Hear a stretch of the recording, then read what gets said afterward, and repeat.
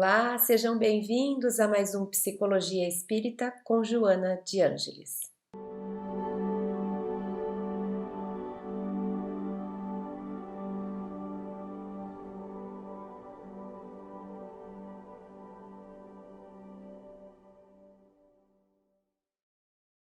Conforme combinamos nos encontros anteriores, hoje é aquele encontro dedicado às perguntas e respostas. Nós vamos seguindo com os temas direto em cada episódio, não fazemos paradas para responder às perguntas do chat, mas eu me comprometo com vocês que sempre, periodicamente, a cada 4 encontros, eu interrompo a sequência dos temas para voltar aqui e debater e refletir um pouco com vocês. Então, vocês podem sempre colocar as perguntas no chat que eu vou tratá-las na medida do possível, uma a uma, com bastante atenção. Agradeço imensamente pela participação e pelas generosas palavras que vocês costumam deixar no chat. Muito obrigada mesmo. Então, nos episódios anteriores, no episódio 1, que nós conversamos sobre o quem sou, eu destaquei um dos trechos ou um dos textos trazidos da série psicológica de Joana de Ângeles para resumir o que nós falamos naquele encontro. Ela diz no livro Uma Busca Interior, Autodescobrimento, Uma Busca Interior, capítulo 8. É necessário um exame profundo, sério, constante do si, da sua constituição, dos objetivos que deve prosseguir, dos meios a utilizar, de como encontrar os recursos para lográ-lo. Essa análise tem por meta a autoconscientização, mediante a qual se aplanam as arestas e o curso do rio existencial desliza na direção do mar da paz. Para tanto, é imprescindível o autoexame dos comportamentos mentais, emocionais e físicos sociais. Então, Joana nos lembra a respeito dessa necessidade da busca desse si profundo, para não sermos tão rápidos na descrição do quem sou eu e acabo me descrevendo como eu, persona, eu, ego, e me distanciando muitas vezes do eu espírito, do eu várias vidas, do eu conteúdos do inconsciente, porque tudo isso sou esse eu total. Então nós conversamos bastante a respeito disso, dessa atenção para não termos uma visão muito superficial a respeito de quem somos, para nos lembrarmos que somos um ser total, e esse total significa mente, corpo, espírito, emoção, parte psicológica. Então é muito complexo conseguirmos responder esse quem sou, e muitas vezes esse quem sou eu nos leva a pensarmos nesse eu como personalidade atual. Por isso que eu fiz essa pergunta provocativa, quem sou, para nos lembrar que somos muito mais do que esse que estamos hoje. Desse programa, do episódio 1, nós trouxemos 3 perguntas. A Jéssica Belmiro nos disse assim: seria o propósito existencial a reforma íntima? Porque ela diz, eu sinto que eu já conquistei tantas coisas, eu já preenchi tantas expectativas, sonhos, no entanto me parece que ainda falta algo, além dessas conquistas daqui da Terra. Então ela pergunta, seria o propósito existencial, então a reforma íntima, será que é isso que me falta? É interessante essa constatação, porque a gente fica sempre tentando encontrar qual é o caminho, qual é o que é que me falta. E na verdade, essa resposta ela vai nos remeter a uma gama de situações, de circunstâncias, de necessidades, de áreas, de aspectos. Eu diria que o sentido existencial é conseguirmos agrupar todas essas necessidades, todas essas áreas. Algumas vezes nós buscamos, o meu sentido de vida é criar a minha família de forma saudável. Não, meu sentido existencial é conseguir um emprego e viver de forma digna.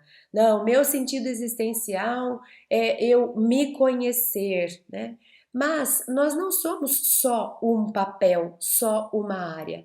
nós somos uma gama de áreas. Então, me parece que o verdadeiro sentido existencial é justamente conseguirmos nos conscientizar a respeito de todas essas áreas. É um esforço que nos demanda essa atenção para todas as fases e os aspectos da nossa vida. Se a gente seguir a linha da psicologia analítica, nós poderíamos dizer que o sentido existencial é a individuação, ou seja, eu me tornar quem eu sou. E eu me tornar quem eu sou significa eu estar alinhado comigo mesma no meu eu profundo, eu estar bem no meu aspecto físico, saudável, eu estar confortável e me sentindo harmoniosa nas minhas relações, eu ter uma conexão com o divino, com o sagrado. Então é como se conseguíssemos harmonizar todas as áreas da nossa vida, da nossa existência. A gente poderia dizer, mais num aspecto espiritual, ou que o Espiritismo nos traz, que seria o alinhamento com as leis divinas, ou a conexão com Deus, ou, como nos disse Jesus, nosso objetivo de vida é amar. E quando nós pensamos, mas eu me conectando com Deus como sentido de vida, certamente eu vou cuidar de mim, eu vou amar a mim, eu vou cuidar do outro, o outro passa a ser muito importante tanto quanto eu sou, então eu amo o próximo, eu também vou querer manter essa conexão com Deus, então eu pratico o que Jesus disse, amar a Deus sobre todas as coisas e ao próximo como a si mesmo. Então a gente pode dizer que esse é o grande propósito existencial de nossas vidas, seja pela linha da psicologia analítica, pela psicologia de Joana de Ângeles, seja por esse caminho que o Espiritismo nos apresenta, o fato é que são formas diferentes de dizer a mesma coisa. Nosso sentido de vida, o que viemos fazer aqui, é buscar essa integração para dentro no sentido de nos conhecermos, de fazer sim a reforma íntima, de evoluirmos enquanto espírito, mas também de nos harmonizarmos socialmente, de levarmos em consideração o outro como irmão, sem preconceitos, com amor, e também estarmos conscientes de que somos filhos de Deus, então buscar essa conexão que transcende a matéria.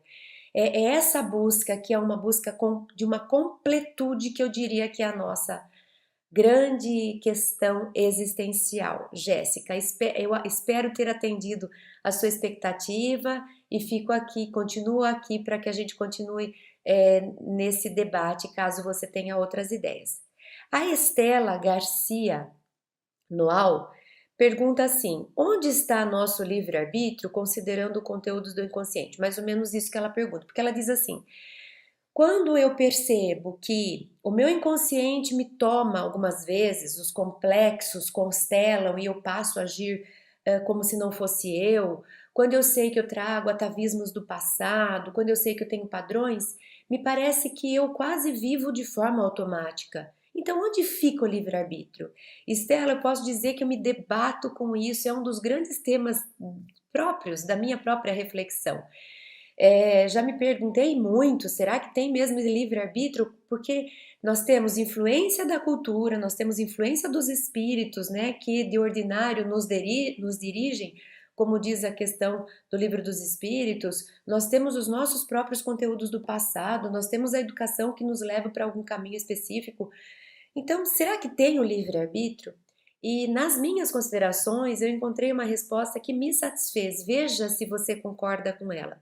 Me parece que o livre-arbítrio, ele fica exatamente entre a influência de tudo isso que eu disse que existe nas nossas vidas, influência que vem de mim mesma, de áreas do meu inconsciente, influência que vem de fora, da educação, da família, da cultura, do momento histórico, da sociedade, dos valores, da normose, influência dos espíritos. Então, quando essas influências, elas me influenciam, elas me tomam, elas vivem através de mim, entre elas se apresentarem e eu tomar a minha decisão de segui-las ou não, é ali que está o livre-arbítrio. O que acontece é que não temos um treino para não reagir. Divaldo costuma falar, não reagir, mas agir. Qual que é a diferença? A reação, ela é automática. Então veio aquele pensamento do inconsciente e eu pus ele para fora. O espírito me assoprou um obsessor, uma influência negativa e eu falei sem pensar. A sociedade diz que isso tá bonito e eu faço joinha, eu faço curtida, falando que é, porque afinal de contas todo mundo está falando. Então, quando eu ajo automaticamente, é como se eu estivesse abrindo mão do meu livre-arbítrio. Olha, eu não vou seguir o que minha consciência me diz. Eu vou me deixar levar pela cultura, pelos espíritos, pelo meu passado. Então eu vivo abrindo mão do livre-arbítrio. No entanto, ele existe e está presente, mas para que ele aconteça é preciso que eu me interrompa entre o automático e a execução, a decisão. Eu tenho poder de decisão. Eu posso ouvir um assopro de um obsessor e dizer: não, eu sei que isso não está certo. Não é porque você me assopra e me faz sentido que eu vou fazer. Eu posso interromper uma reação. Na hora que eu vou dizer uma palavra, eu falo: não, eu já tenho consciência de que não é assim que eu quero viver. É treino, a primeira vez vai escapar, tanto que a gente cita o Paulo, né? O Paulo diz, o apóstolo Paulo, o bem que eu quero fazer, esse eu não faço, o mal que eu não quero fazer, esse eu faço. Então o que ele diz? Era um tempo em que eu fazia as coisas automáticas sem saber. Acabei perseguindo cristãos e matando, inclusive, Estevão, participando da morte de Estevão. Acordei, não quero mais agir de certas formas. No dia seguinte eu sou outro? Não. Eu levo um processo de tentando me conscientizar, tentando segurar a reação até que eu consiga realmente agir da nova forma como eu desejo ser. Então, o livre-arbítrio está entre aquilo que me vem me sugerindo uma certa ação, palavra, comportamento, escolha, e antes de eu tomar essa decisão, ali está o livre-arbítrio. Porque não é porque o meu passado me leva a fazer uma coisa que eu preciso fazer, não é porque o espírito me assopra que eu tenho que executar, não é porque a cultura, a sociedade, a moda, meus pais me dizem que esse é o melhor caminho que eu preciso seguir. Então o livre-arbítrio está exatamente no momento em que eu consigo segurar a reação para pensar a respeito, refletir, criticar e decidir. Eu posso decidir diferente daquilo que me toma, daquilo que me vem. Ali é que está o livre-arbítrio. Estela, espero também que você possa receber essa resposta e trazer a sua consideração. E a Fernanda diz: me pergunto por que estou sentindo isso, mas nem sempre encontro resposta, né? O que é isso? Por que isso acontece? Porque eu sugiro lá nas nossas conversas, eu sugiro, faça perguntas para você, né? Faça perguntas. Santo Agostinho, na questão 919a do Livro dos Espíritos, fala: questionai, investigai ao final de cada dia, faça como eu faço, investigai sua consciência.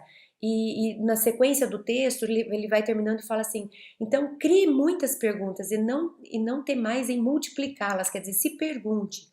Então eu falo, me pergunto, por que eu sinto isso? De onde vem? Por que eu sempre sigo esse padrão? E às vezes eu não encontro resposta. De fato, a resposta ela não vai ser objetiva. Eu não estou conversando com minha mente racional. Eu estou conversando com meu inconsciente. Meu inconsciente é simbólico. Ele é atemporal, ele não funciona da mesma forma que minha mente racional.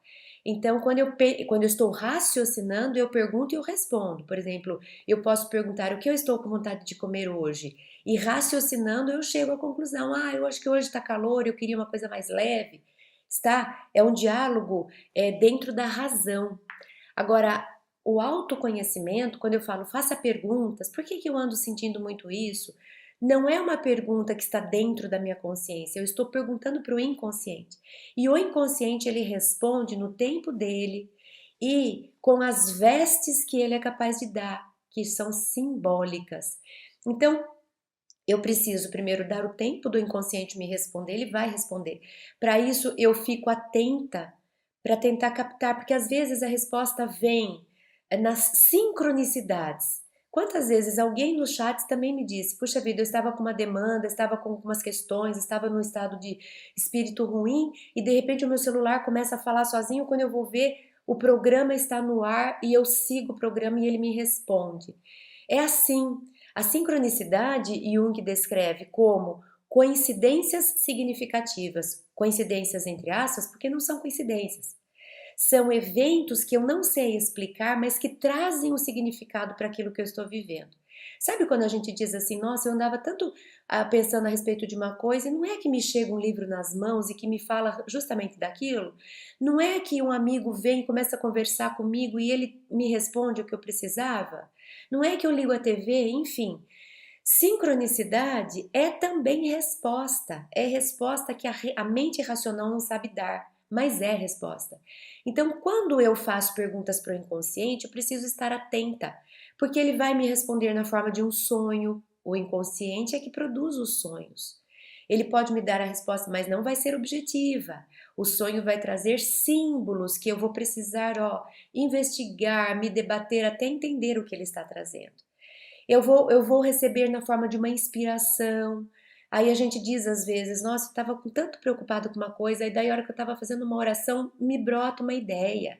Quantas vezes a gente se demanda, se pergunta isso e aquilo, de repente você vai fazer o evangelho no lar, eu passo muito por isso.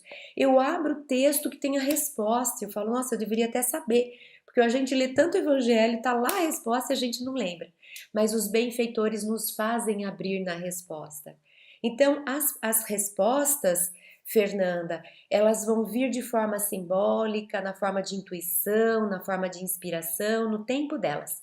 É preciso atenção da nossa parte para que a gente identifique o momento em que elas chegam. E esse é um processo que não tem fim.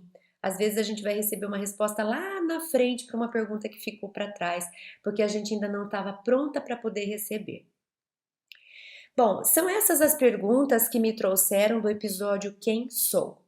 Jéssica, Estela e Fernanda, muito obrigada pela participação de vocês. A gente vai então para o outro episódio, segundo, que era Como Pareço Ser. Para falar desse episódio, eu trago um trecho do livro O Ser Consciente, capítulo 2. Então, Joana nos diz: em permanente representação dos conteúdos mentais e dominada pela imposição das leis e costumes de cada época e cultura, a personalidade representa a aparência para ser conhecida, não raro, em distonia com o eu profundo e real, geradora de conflitos. Então, Joana nos lembra a respeito das nossas máscaras, da persona, das nossas aparências.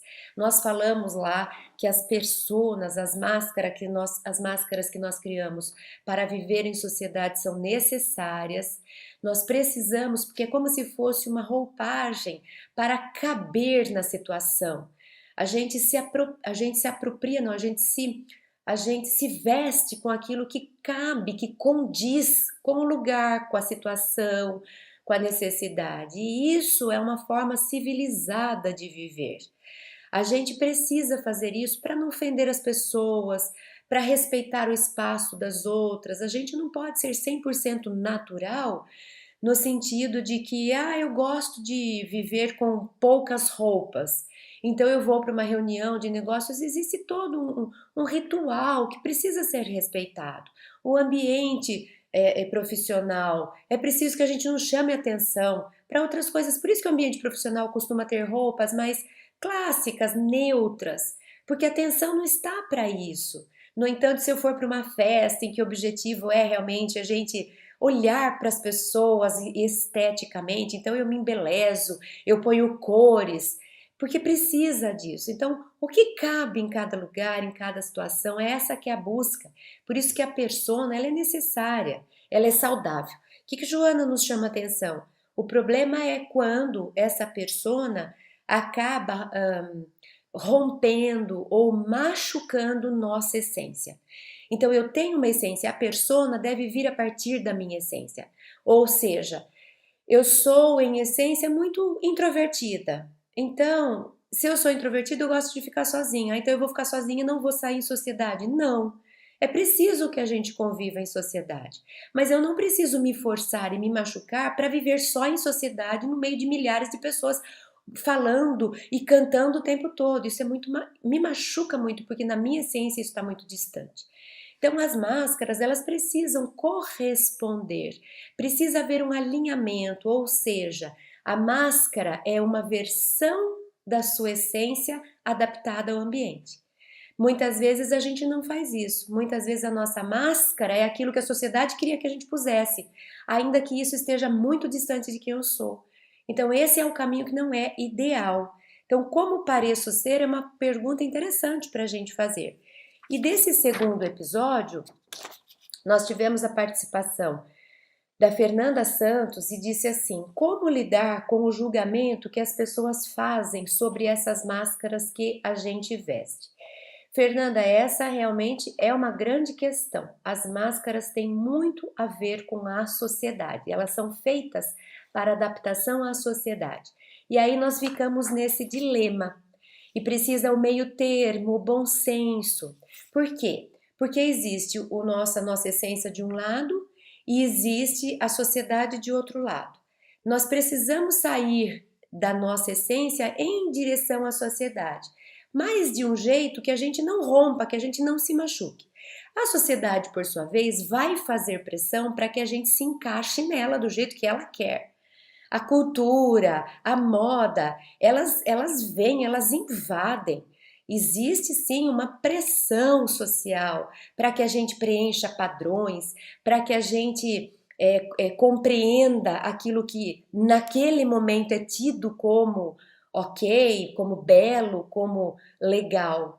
Então, nós vamos ter que pagar um preço. A gente faz um movimento de flexibilização no sentido de não precisa ser só do meu jeito, tudo bem, eu adoro roupas dos anos do século XV, mas eu entendo que hoje não cabe, não combina, nem precisa, enfim. Eu posso fazer uma flexibilização em direção ao que a sociedade pede nesse momento histórico em que eu estou reencarnada, mas eu não preciso me abandonar para atender às expectativas. Então, um pouco eu caminho e um tanto eu me respeito. E eu posso pagar o preço de ser criticada, debochada, desafiada e excluída. Então, eu vou precisar lidar com isso para entender qual é o meio termo. Se eu brigar e ficar irredutível aqui, eu vou viver excluída da sociedade. Não é esse o caso, né? O próprio Jesus, ele confraternizou, mas ele não rompeu com os seus valores, com os seus princípios. Acho que esse é um bom critério. Eu atender aquilo que não machuca, não me fere em essência, em princípio, tudo bem, por que não? Agora, eu querer agradar para não ser julgada, e então eu abandono uma coisa que para mim é essência, é fundamento, é princípio, sou eu, para que os outros não me critiquem, também não me parece bom, saudável para nosso progresso espiritual. Então nós vamos ter que pagar um pouco esse preço de muitas vezes ser julgada. Por que ela se veste assim? Por que ela se acha daquele jeito? Por que ela não faz o que todo mundo faz? Pois é. E aí eu vou ter que olhar para mim e me perguntar: eu estou fugindo? Eu estou sendo intransigente, inflexível? Eu estou sendo snob e orgulhosa? Ou eu estou seguindo uma coisa que a minha essência me pede? Se for este último caso, paciência. Eu não preciso agradar todo mundo. Agora, o que eu não devo é não ser fiel à minha essência. Isso eu devo respeitar. E a gente vai encontrar o caminho que consiga conciliar tudo isso. A Melissa Bernal nos chama atenção a respeito da máscara e ela diz assim, eu achei interessante essa fala, né? É quase que uma afirmação dela. Ela diz assim: se a máscara é consciente, ou seja, eu não estou pondo uma máscara porque os outros me pediram, porque todo mundo fala que é bonito colocar, porque os valores predominantes me dizem para pôr. Não, é consciente. Eu estou usando essa máscara porque eu entendi que ela vai me fazer bem, que ela é necessária, né? Então, quando a máscara é consciente, ela dá um exemplo. Por exemplo, eu não sou calma, eu sou agitada, eu sou ansiosa, eu sou brava. Mas eu sei que para viver em sociedade isso não é bom, não me faria bem nem aos outros. Então eu tento vestir uma máscara de pessoa calma, ou seja, eu tento me programar para ser calma, mesmo sabendo que na essência eu não sou. Isso nos ajuda a adquirir essa característica? Sim, Melissa, essa é uma das formas da gente poder fazer a reforma íntima, porque veja o que você está dizendo. No processo inteiro, mais ou menos o que aconteceu foi o seguinte: eu olhei para dentro e eu identifiquei alguns comportamentos, conteúdos que eu sei que não são equilibrados, não são saudáveis. Por exemplo, eu sou muito irritada, eu sou muito explosiva, eu sou muito ansiosa. Não é difícil de entender que isso não é bom nem para mim nem para o mundo. Consciente desse meu traço, dessa minha característica, eu passei a me vigiar para não deixar que isso saia em todos os lugares que eu vou. Ou seja, eu pus uma máscara que freia, que não deixa esse aspecto meu explodir. Então eu visto uma máscara, respiro fundo e vou para a vida vigiando para não deixar isso explodir, para não deixar isso extravasar. Então eu estou lá com a minha máscara, sou calma, sou calma. Mas veja, isso faz com que eu fique consciente, estou atenta e esse é um processo de tomada de consciência. Eu estou exercitando o meu livre-arbítrio porque eu não deixo aquele conteúdo sair sozinho e explodir na forma de reação. Estou consciente, estou atenta, freio esse atavismo, esse automatismo e consigo tomar uma decisão para ser diferente do que em essência ou em conteúdo do inconsciente aquilo tende a explodir. Fazendo essa vigilância, essa atenção, esse freio e esse novo comportamento, aos poucos eu vou internalizando a calma.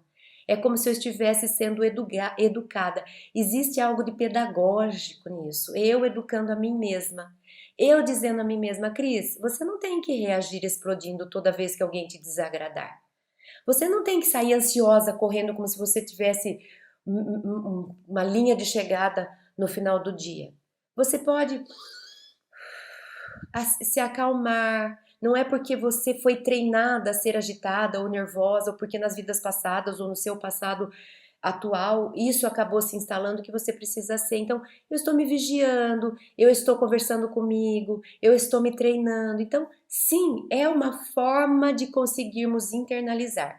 É interessante isso, Melissa, porque existe o próprio Jesus como modelo. A gente não fala, pense como Jesus faria.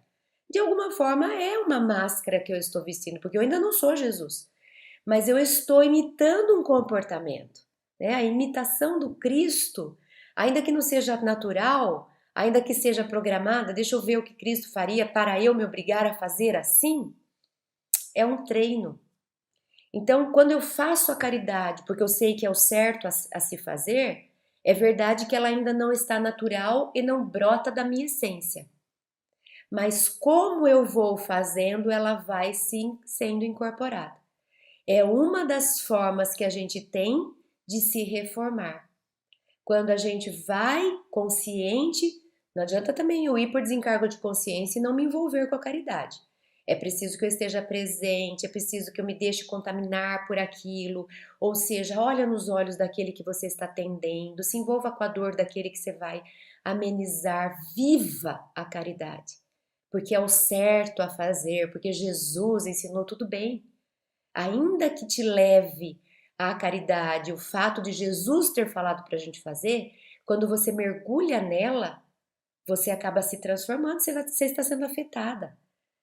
Você está recebendo novas emoções, novas descargas hormonais, seu corpo, sua mente, sua emoção está sendo transformada.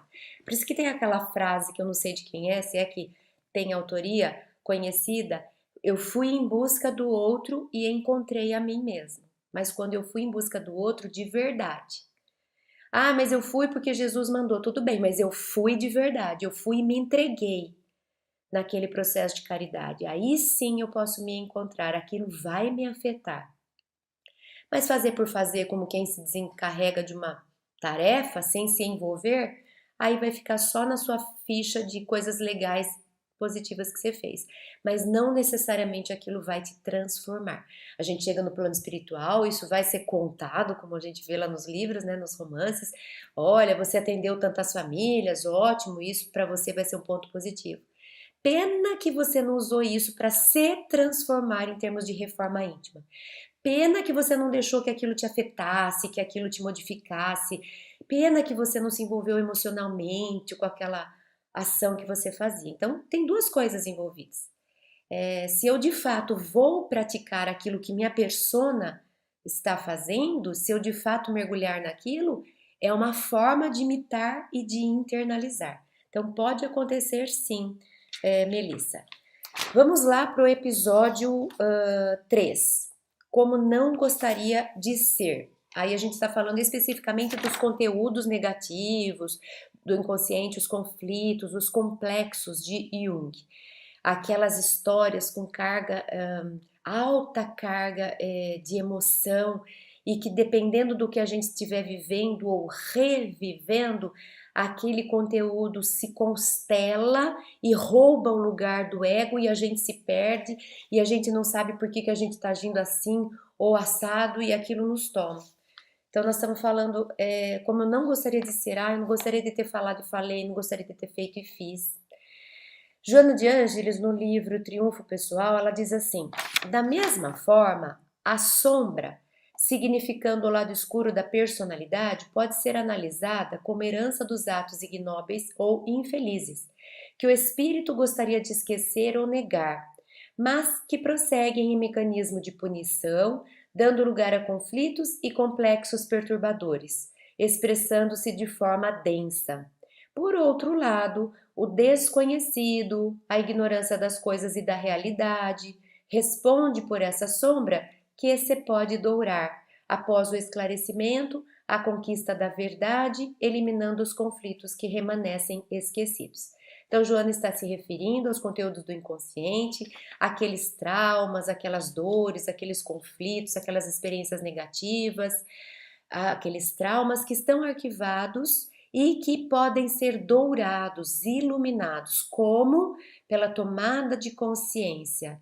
É como se a gente falasse, a gente falou bastante isso no episódio, ergue o tapete, joga a poeira lá embaixo e pronto, finge que está tudo bem, não está.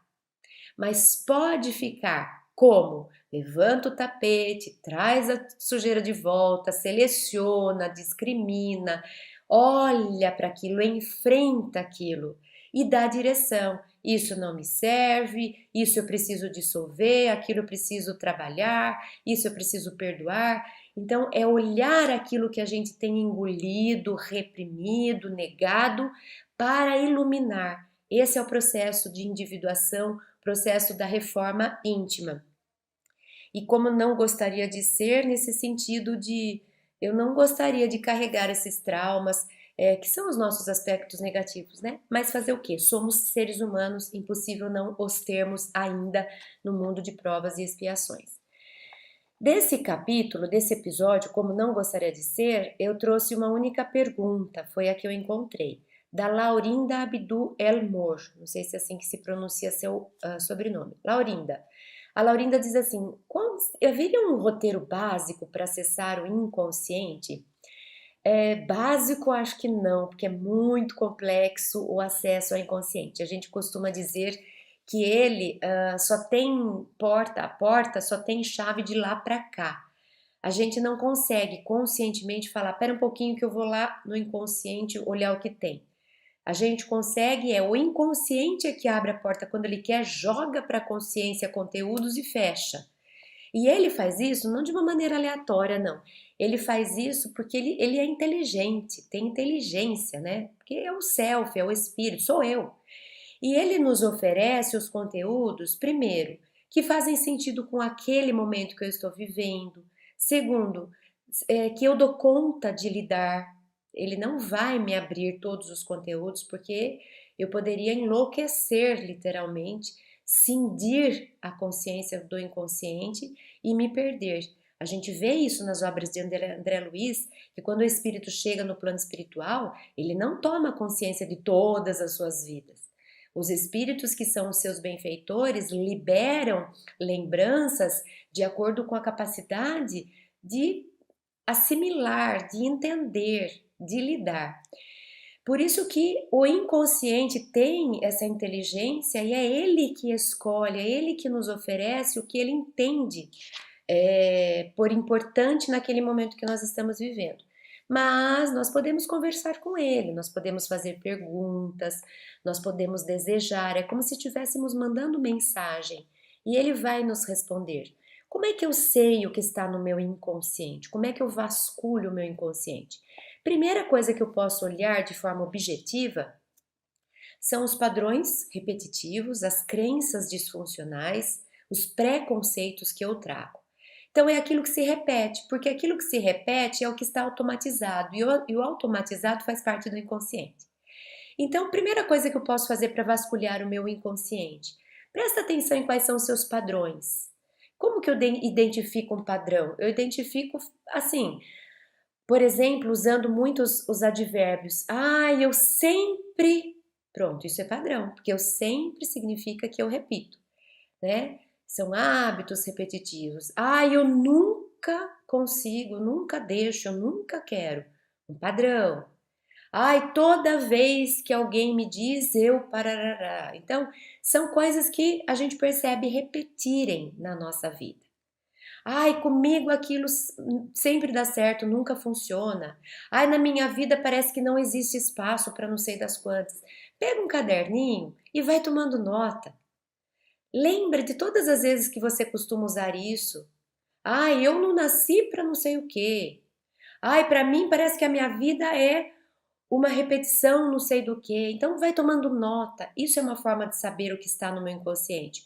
Porque esses padrões, eles podem ser investigados. Como que eu vou investigar esses padrões? Conversando com eles, criticando, analisando e até desconstruindo.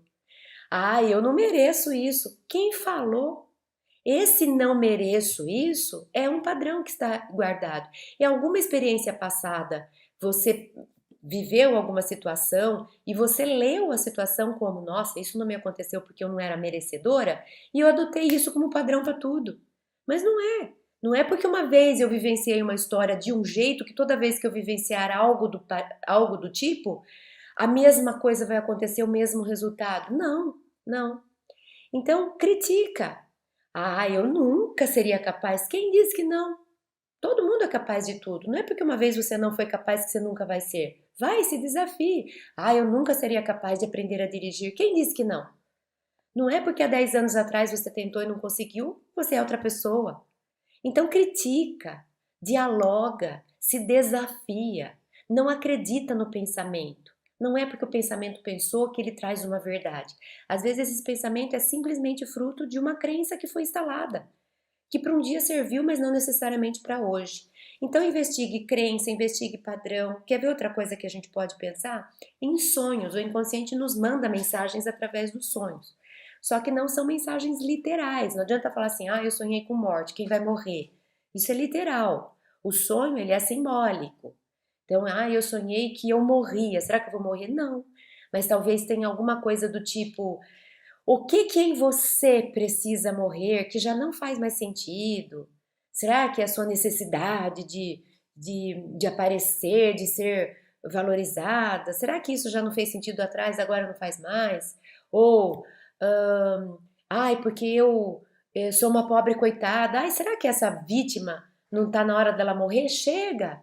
Já viveu bastante, não precisa continuar sendo uma pobre coitada. O sonho é simbólico.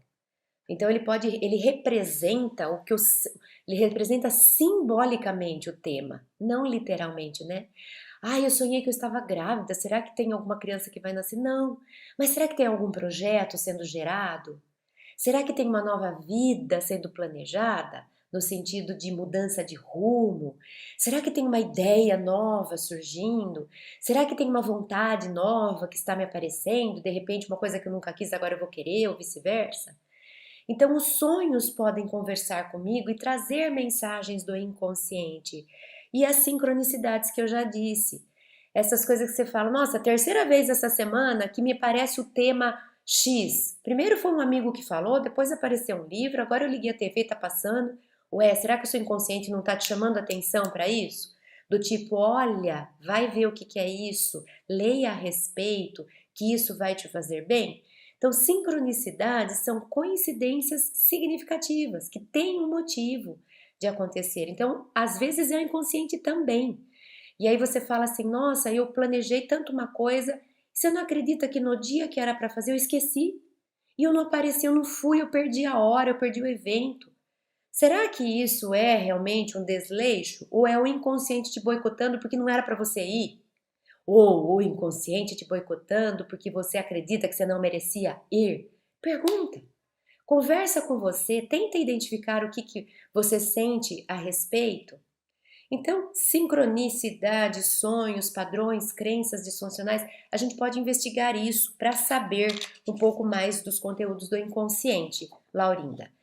E o último trecho, o último episódio que nós vamos trazer hoje, como penso que me protejo, né? Como eu me protejo? Ou como eu penso que me protejo, porque na verdade isso não me protege. Eu falei aqui sobre as fugas do ego. Quantas vezes a gente acha que está se protegendo, mas na verdade é o ego tentando dar no pé para não enfrentar aquilo que ele precisa enfrentar. Nós falamos então sobre os mecanismos de defesa do ego. Eu selecionei do livro Ser Consciente, Joana diz assim, no capítulo 7. Habituado ao não enfrentamento com o self, o ego camufla a sua resistência à aceitação da realidade profunda, elaborando mecanismos escapistas de forma a preservar o seu domínio na pessoa. Então, Joana está nos chamando a atenção a respeito dessas defesas do ego, dessas fugas do ego, mecanismos de fuga. Não quero enfrentar, não quero olhar para isso, faz de conta que não está acontecendo, não é comigo. E são muitas as formas que a gente tem de puxar o carro e não enfrentar aquilo que precisa. Por exemplo, compensação, deslocamento, projeção, introjeção, racionalização. Se você quiser saber mais disso, busque o vídeo que fala do episódio 4, que fala sobre isso, como penso que me protejo. E no episódio 4, nós selecionamos duas perguntas, da Flávia Monteiro Ribeiro. Ela diz assim: tenho dificuldade de me identificar diante dos problemas. Como posso trabalhar? Eu não entendi muito bem o que você quis dizer com tenho dificuldade de me identificar. Flávia, eu li, eu interpretei, né, na minha leitura, você quis dizer tenho dificuldade de me posicionar, de saber o que fazer, de saber o que eu penso, de tomar uma atitude. Será que seria isso? Se não for, você repete a pergunta que a gente volta depois para esclarecer. Levando em consideração que você está querendo dizer isso, não consigo me posicionar, não consigo falar o sim, sim, não, não, não consigo não consigo nem saber o que fazer diante dos problemas, né? Como que eu posso trabalhar? Se for esse o caso, a gente vai falar que é preciso um certo fortalecimento do ego. O que quer dizer isso? É preciso que você se aproprie um pouco mais de quem você é, que você acredite que você é forte, que você pode, que você tem valor. É preciso que você fortaleça a visão que você tem de você mesma. É preciso que você descubra em si o seu valor. Todos temos valores. Todos nós, Flávia, todos nós. Não importa o quanto sejamos estudados ou ignorantes, não importa a posição social, cada ser humano é filho de Deus e é um tesouro, é um baú cheio de tesouro. Porque pensa, Flávia, quantas vezes essa pessoa já viveu, já sofreu, já chorou, já morreu, já enfrentou doenças, já teve aplausos, já teve quedas. Quantas e quantas vidas, quantas experiências esse espírito é capaz de nos trazer. Ah, mas hoje eu sou uma ignorante, analfabeta, que seja, é mais uma experiência que eu vou ter. Agora, e as outras vidas? E o que o analfabeto me ensina? Riquíssimo! Você, no mundo tecnológico do jeito que é hoje, precisar lidar, precisar enfrentar a vida com a pressão social que a gente sabe que tem e a gente ter que admitir nossa simplicidade, nossa ignorância, essa pessoa, se conseguir vencer isso, ela sai vitoriosa daqui. daqui. Hoje é fácil a gente ser PhD, porque o mundo bate palmas para os títulos, abre portas, se você for famosa, bonita, rica, artista, seja lá o que for. Agora, imagina você ter que viver no oposto disso. Então, Flávia, se aproprie dos seus valores. Você tem direito, você tem voz, você deve se pronunciar. Não tenha medo da rejeição, da crítica. Não é gostoso, não é confortável. E se a gente tem internamente a tendência a querer agradar todo mundo, vai doer mais ainda a crítica. Mas precisa treinar. Eu mereço ter uma opinião. Por que eu não posso ter uma opinião? Ai, desagradou o mundo inteiro. Paciência, sou eu hoje. Um dia eu vou ser Jesus, mas nem Jesus agradou todo mundo. Então você merece, você tem lugar, você tem espaço, você tem voz. Se arrisque. Não vá com a expectativa de que todo mundo vai te entender e bater palmas, não vai. Mas você merece ser ouvida, não queira ser mais um. Né? Tem uma frase também, não estou lembrando de quem é é um autor bastante conhecido, que é seja você, porque todas as outras personalidades já têm dono. Então não exclua o mundo de conhecer você, de saber seu lugar, sua posição, sua opinião. Se fortaleça, você tem direito. Então se posicione, não tenha medo de errar. Às vezes também a gente é perfeccionista. E a gente tem medo de se posicionar, porque vai que eu esteja errada. Aí aprende, se eu não me posicionar, eu nunca vou aprender. Então, Deus permite o erro, não tenha medo. Não é ele que cobra, sou eu mesma. Ou é o povo que acha que é perfeito que cobra. Então, se permita, se valorize. E a última pergunta do Alex Romero Serrati. Como eu me protejo de recordações tristes? Bom, Alex, proteger aqui não deve ser sinônimo de se esquivar. Eu não devo me proteger no sentido, tira de mim as recordações tristes para eu ficar feliz de novo. A gente falou da necessidade de enfrentar. É assim que a gente se protege. A gente não se protege esquecendo, finge que não existe, joga embaixo do tapete e deixa para lá. Isso não é proteção, isso é esquiva e isso vai voltar. E às vezes volta até na forma de uma doença ou de um problema que eu nem vou saber. Não adianta se esquivar, como também não adianta ficar remoendo, não é assim que eu me protejo. Ah, eu vou enfrentar, então eu vou ficar revivendo. Não. Isso aí é tortura pessoal, é autotortura, é boicote pessoal. Como que eu me protejo? Conversando com aquilo. Eu tenho uma história que me aconteceu triste no extremo. Como que eu me protejo disso? Como é que eu enfrento isso? Eu trago isso para a consciência, eu converso com isso, eu choro tudo que tiver direito, eu grito se eu tiver vontade de gritar, eu dou voz para as minhas emoções que são humanas, eu deixo elas viverem e depois, como uma mãe bondosa de mim mesma, como Deus faria conosco, como Jesus fez algumas vezes enquanto esteve aqui, se acolha, olha, tudo bem, faz parte, você vai superar, tá tudo bem, também não adianta ficar remoendo, vamos seguir a vida, vamos olhar para as outras coisas, vamos agradecer o que a gente tem, vamos nos dedicar àquilo que está no futuro, ou seja, traga a experiência do passado, viva, chore, dê voz, fale, mas depois aceite, deixa ela no passado e vá viver novas experiências. Ah, ela voltou na minha mente? Tudo bem. Aceita, faz parte, conversa, chore de novo se for o caso, deixa no passado e siga a vida. Essa é a melhor forma de lidarmos com a tristeza. Viva, mas não fique nela. Converse como a gente faria mesmo com uma criança, como Deus faria com a gente. Olha, eu tô aqui, eu sei, dói, faz parte, é assim mesmo, mas vamos lá, passou, você superou, vai dar tudo certo, novas experiências vão vir, vamos para frente, vamos ver outras coisas. É dessa forma materna, pedagógica, que a gente retira a gente mesmo da situação sofrida e impulsiona a gente para continuar vivendo. Bom, eram essas as perguntas que a gente selecionou. Espero que eu tenha atendido as demandas de vocês. Se não, voltem a fazer perguntas que a gente volta a responder. A partir do próximo encontro a gente volta nos temas. Convido vocês a continuarem participando pelo chat, conversem comigo, me perguntem, me questionem, pode contra-argumentar, aqui realmente é o espaço para a gente trocar.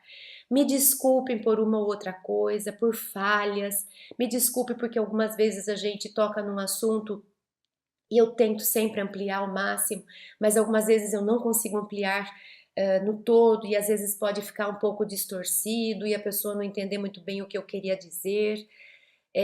Me perdoem pelas minhas imperfeições aqui, mas que a gente siga, que Joana continue nos inspirando, que Deus, que Jesus nos ajude nessa reforma íntima que nós buscamos. Fiquem em paz, fiquem com Deus e até a próxima semana, se Deus quiser.